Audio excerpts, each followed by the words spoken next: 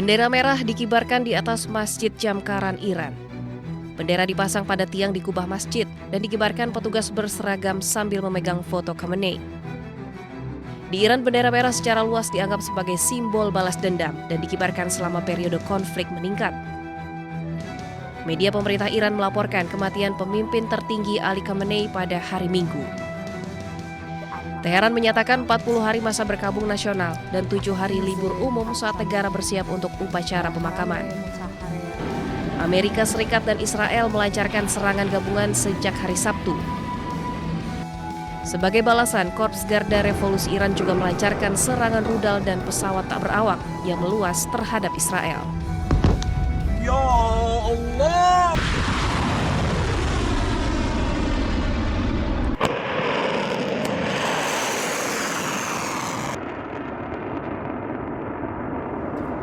Misil rudal diluncurkan Garda Revolusi Iran.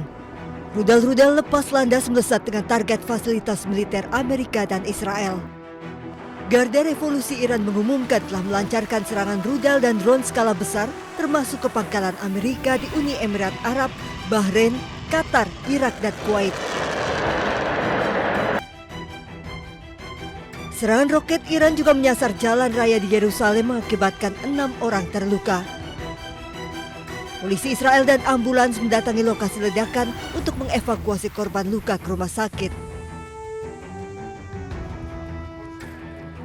Serangan mematikan rudal Iran juga menghantam Beit Shmesh. Sedikitnya 11 orang tewas, 28 terluka serius, dan 9 orang hilang. Kawasan permukiman Yahudi di Beit Shmesh ini hancur lebur usai dihantam rudal balistik Iran. Para pejabat Israel mengkonfirmasi rudal Iran tidak berhasil dicegat dan tengah menyelidiki kegagalan pertahanan udara mereka.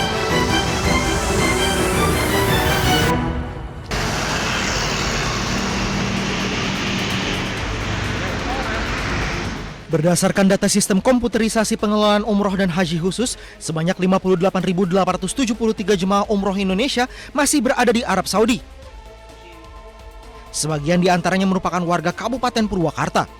Saat ini satu rombongan yang menggunakan penerbangan transit via Qatar masih tertahan di Madinah. Selain itu, rencana keberangkatan awal April dengan 30 calon jemaah berpotensi ditunda hingga Juni 2026 menunggu kondisi keamanan lebih kondusif. Pihak travel menegaskan tidak akan mengambil keputusan sepihak terkait keberangkatan selanjutnya. Seluruh langkah menunggu arahan resmi dari Kementerian Agama dan Asosiasi Penyelenggara Umroh. Sementara Kepala Kantor Kementerian Haji Kabupaten Purwakarta Syamsi Mufti mengimbau masyarakat untuk sementara menunda keberangkatan umroh demi keselamatan bersama. Meski kawasan Timur Tengah kini tidak aman dilalui penerbangan sipil, tidak sepenuhnya menghentikan aktivitas penerbangan jemaah umroh dari dan ke Indonesia. Penerbangan umroh yang dilayani penerbangan langsung melalui rute penerbangan di atas Yaman masih bisa dilakukan 2 maskapai penerbangan, yaitu Garuda dan Lion Air.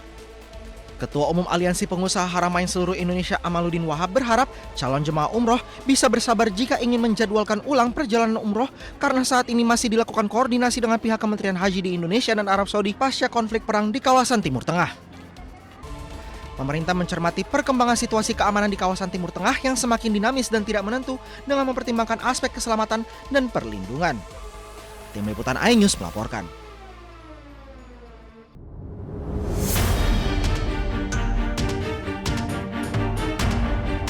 Penyanyi Agnes Mo atau Agnes Monica menjadi sorotan setelah perang antara Amerika Serikat dan Israel terhadap Iran pecah. Serangan balasan bertubi-tubi dari Iran ke Timur Tengah turut menghantam beberapa titik di Teluk Dubai. Diketahui sebelum perang terjadi, pelantun lagu Cock Battle itu menggelar konser perdana di Dubai.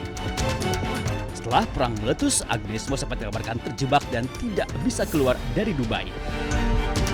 Fans Agnes Mo pun cemas dan mencari informasi tentang kondisi penyanyi internasional itu. Hingga akhirnya Agnes Mo muncul di media sosial dan menyatakan jika dirinya baik-baik saja. Ia bahkan menunjukkan jika dirinya sedang berada di apartemennya. Obviously I'm safe here.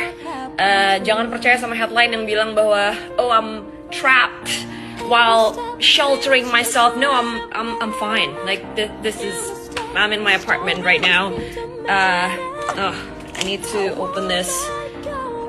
This is we're completely fine, guys. Agnes juga menegaskan jika dirinya tidak terjebak perang. Ia juga meminta media tidak membuat pemberitaan yang tidak benar tentang dirinya termasuk keluarganya.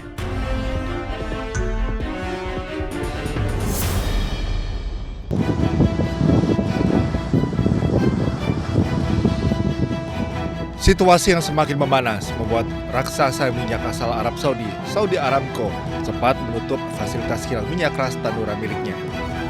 Langkah ini diambil sebagai tindakan pencegahan darurat setelah kilang strategis tersebut menjadi sasaran serangan pesawat nirawak atau drone. Meskipun operasional sempat dihentikan sementara, situasi di lapangan saat ini telah berhasil dikendalikan. Namun kabar mengenai gangguan pada salah satu pusat pengolahan minyak terbesar di dunia ini langsung memicu kepanikan di bursa komoditas. Sebuah kapal tanker minyak juga diserang di Selat Hormuz. Insiden ini menyebabkan 4 awak kapal menderita luka-luka.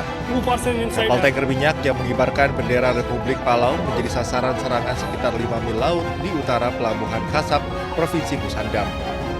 Seluruh awak kapal berjumlah 20 orang telah dievakuasi.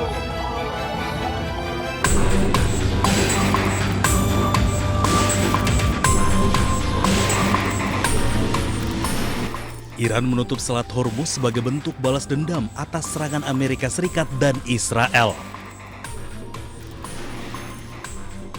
Penutupan Selat Hormuz ini bisa berdampak pada ekonomi dunia dan Indonesia.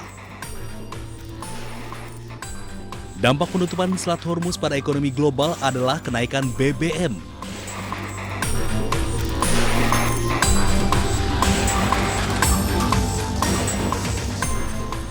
Penutupan Selat Hormuz juga akan berdampak pengiriman logistik dari Timur Tengah ke Eropa dan Amerika.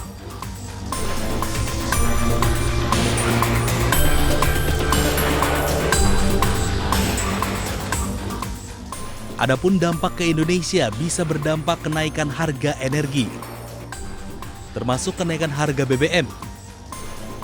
Biaya logistik meningkat dan berpengaruh pada pariwisata.